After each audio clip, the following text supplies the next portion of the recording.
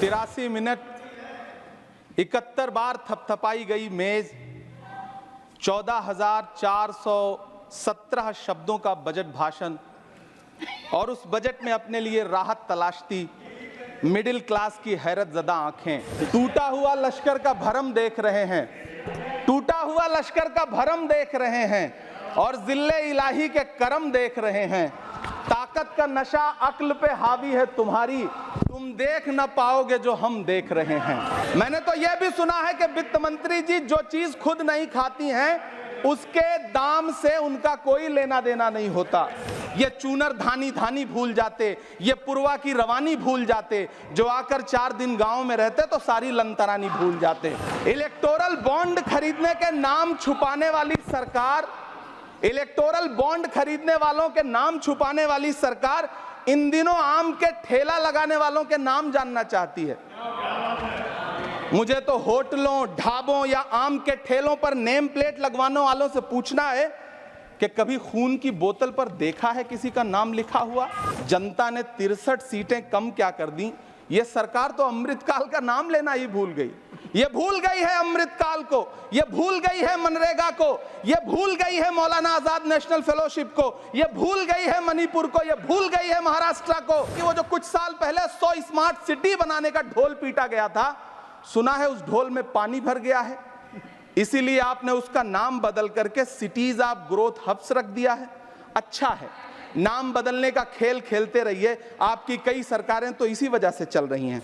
83 minute 71 बार थपथपाई गई मेज, 14,417 शब्दों का बजट भाषण और उस बजट में अपने लिए राहत तलाशती मिडिल क्लास की हैरत ज़दा आंखें।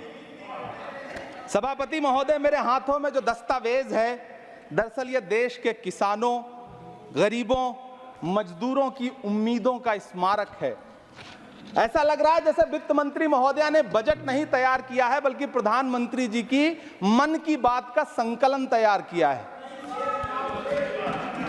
टूटा हुआ लश्कर का भरम देख रहे हैं, टूटा हुआ लश्कर का भरम देख रहे हैं और जिल्ले इलाही के करम देख रहे हैं।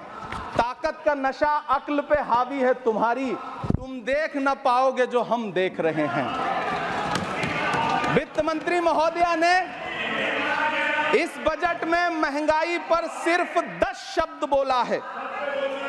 जिस देश में टमाटर 100 रुपए किलो बिक रहा हो, सभापति महोदय मेरा टाइम पॉज करें और बार बार इंटरप्ट करने को या तो मना करें।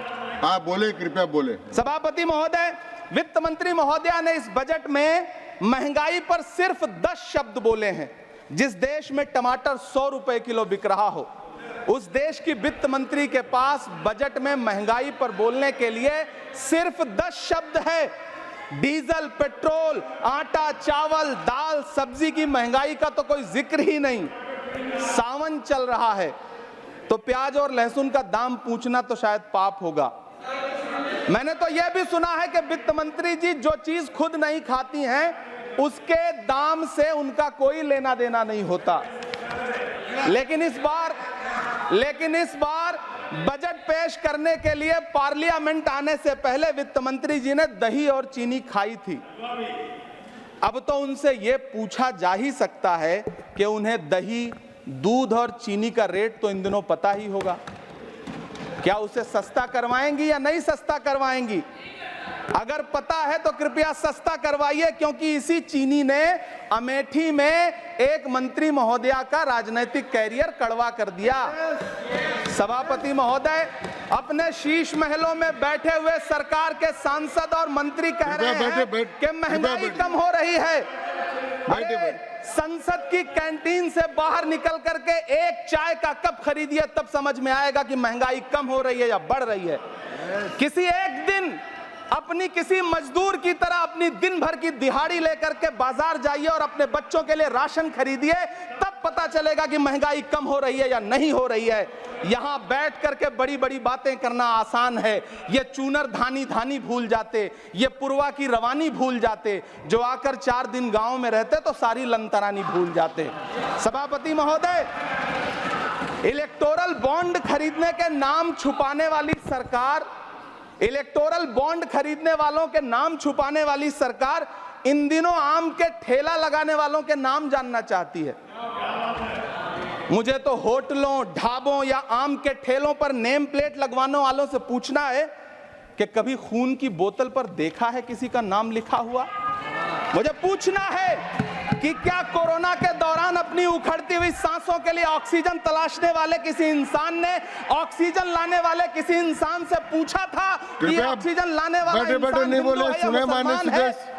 मुझे पूछना है कि लावारिश लाशों के लिए कोरोना में कांधा देने वाले, चिताओं के लिए लकड़ियां सजाने वाले किसी इंसान से पूछा गया था उसका नाम, उसका मजहब?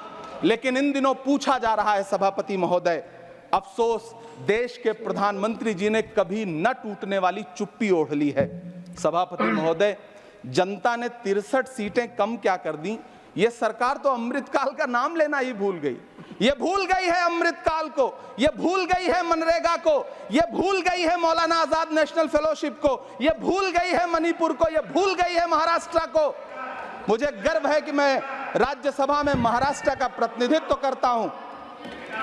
महाराष्ट्र जो देश की आर्थिक राजधानी है, जो टोटल कॉर्पोरेट टैक्स का 40%, इनकम टैक्स का 32% और जीएसटी का 20% इस देश को देता है, उस महाराष्ट्र के लिए इस बजट में एक शब्द नहीं है। आप बैठ जाए सभापति महोदय, आखिर महाराष्ट्र से किस बात का बदला लिया जा रहा है? महाराष्ट्र ने लोकसभा चुनाव में बाबा साहब अम्बेडकर के संविधान को बचाने के लिए वोट क्या कर दिया? प्रधानमंत्री जी तो महाराष्ट्र से बदला लेने पर उतर आए। अब तो शायद उन्हें याद भी ना हो यवतमाल का वो दाभड़ी गांव जहां 20 मार्च 2014 को वो किसानों के साथ चाय पर चर्चा करने गए थे और उनकी किस्मत बदलने के सपने दिखाए थे। उसी यवतमाल में पिछले 6 महीने में 132 किसानों ने आत्महत्या की है। सभापति महोदय, महाराष्ट्र में हर महीने 209 किसान आत्महत्या कर रहे हैं। राज्य सरकार द्वारा सौंपा गया आंकड़ा बताता है कि 1 जनवरी से 31 मई के बीच 1046 किसानों ने आत्महत्या की है। लेकिन अफसोस, इस बजट में महाराष्ट्र के किसानों के लिए कुछ भी नहीं है। किसानों से चिढ़ी हुई सरकार ने बजट में किसानों के एमएसपी की लीगल गारंटी नहीं दी। लेकिन याद रखिएगा, जो किसान का नहीं वो हिंदुस्तान का नहीं। सभापति महोदय, मुझे वित्त मंत्री जी से पूछना है कि वो जो कुछ साल पहले 100 स्मार्ट सिटी बनाने का ढोल पीटा गया था, सुना है उस ढोल में पानी भर गया है, इसीलिए आपने उसका नाम बदल करके सिटीज ऑफ ग्रोथ हब्स रख दिया है। अच्छा है, नाम बदलने का खेल खेलते रहिए, आपकी कई सरकारें तो इसी वजह से चल रही हैं। इस सरकार को पढ़े लिखे लोगों से दिक्कत है सभापति महोदय, इसीलिए इस सरकार ने यूजीसी का बजट 66% कम कर दिया है। वाह रही सरकार। सभापति महोदय, मैं वित्त मंत्री जी के संज्ञान में लाना चाहता हूं कि किशनगंज में एएमयू सेंटर के पास 224 एकड़ जमीन है। यूपीए सरकार ने सोनिया गांधी जी की अगुवाई में 136 करोड़ रुपए एएमयू किशनगंज सेंटर के लिए सेक्शन किए थे। लेकिन आपकी सरकार ने पिछले 10 साल में उस 136 करोड़ में से सिर्फ 10 करोड़ रुपया रिलीज किया है। 1.5 करोड़ की आबादी वाला सीमांचल बेहतर शिक्षा के लिए उस सेंटर की बाट जोह रहा है। मेरा आपसे सवाल है कि इस सेंटर का बाकी पैसा आप कब रिलीज करेंगे? मुझे उम्मीद है वित्त मंत्री महोदया जवाब जरूर देंगी। सीमांचल उसी बिहार में आता है जिसकी बैसाखी के सहारे आपकी सरकार चल रही है। वहां के लोगों को एम्स की जरूरत है। महानंदा और कोसी से होने वाली बाढ़ की तबाही को रोकने के लिए बांध बनाइए, सीमांचल के साथ सौतेला व्यवहार बंद करिए। इकोनॉमिक कॉरिडोर बनाने से किसी राज्य का विकास नहीं होगा, विकास होगा स्वास्थ्य और शिक्षा के बुनियादी मुद्दों के लिए बजट देने पर। सभापति महोदय, एक तरफ तो इस बजट में पीएम आवास योजना के तहत 3 करोड़ अतिरिक्त मकान देने की घोषणा है और दूसरी तरफ लखनऊ के अकबर नगर में 1280 वो मकान हैं जिन्हें रिवर फ्रंट बनाने के नाम पे बुलडोजर से जमींदोज कर दिया गया।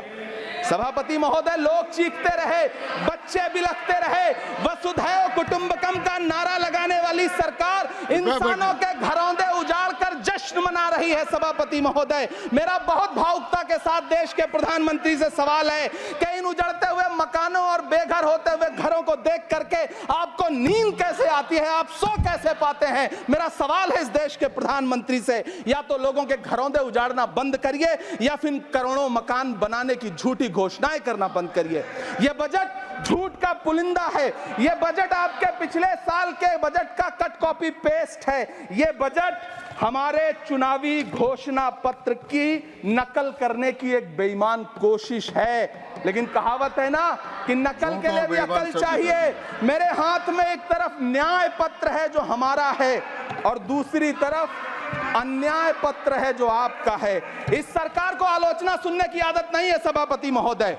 जब आप इनसे सवाल पूछिए तो ये कहते हैं कि आप बताइए 70 साल में आपने क्या किया है। मैं तो इस सदन में कहना चाहता हूं सभापति महोदय कि हमसे 70 साल का हिसाब मांगने वालों, जो सरकार अपना चलाया हुआ 2000 का नोट 7 साल नहीं चला सकी, वो हमसे 70 साल का हिसाब मांगती है।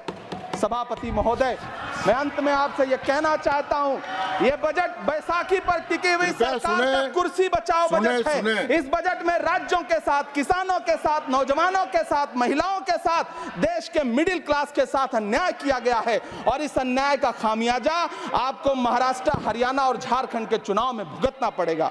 सभापति महोदय, इस सरकार ने नोटबंदी लगाकर देश की आम जनता की पूंजी छीन ली। बैठे नहीं बोले, कृपया। टैक्स लगा करके छोटे व्यापारियों के कारोबार छीन लिए, पेपर लीक करवा करके युवाओं की आंखों से नौकरी के सपने छीन लिए, अग्निवीर लाकर देश के जवानों की उम्मीदें छीन ली, बुलडोजर लगाकर लोगों के आशियाने छीन लिए, महंगाई लाकर देश की जनता की थाली से निवाले छीन लिए और नारा लगाया कि हम तो सेवक हैं, 18-18 घंटे काम करते हैं। इन्हीं लोगों के लिए किसी ने शेर कहा है कि जो सच और झूठ में दूरी है वो दूरी समझते हैं।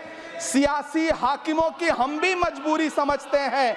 वो अपना हक समझते हैं निवाला छीन लेने को।